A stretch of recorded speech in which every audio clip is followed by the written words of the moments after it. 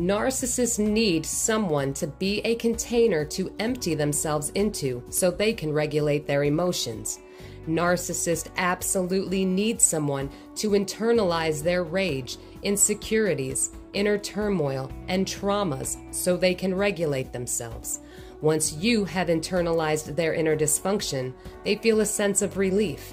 This is why narcissists are so calm after they have verbally assaulted you. Without you to internalize all these things, they are forced to face themselves, and this creates an injury. When you refuse to react to their abuse and manipulations, it forces them to internalize what they are throwing at you. This creates an injury. When you refuse to react and internalize their rage and trauma, you become a narcissistic mirror. This creates an injury. When you refuse to accept their projections and gaslighting as your problems, it shatters the fantasy world they live in. This creates an injury.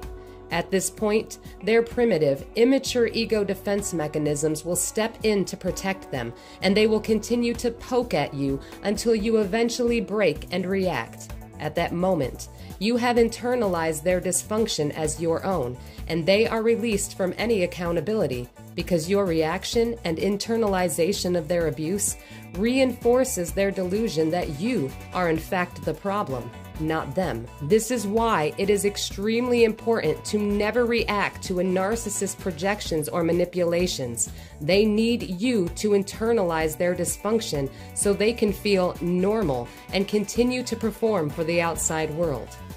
If you found this information useful, a condensed version of my book is available for download as a PDF, Decoding the Narcissist and the Psychological Manipulation Tactics They Use.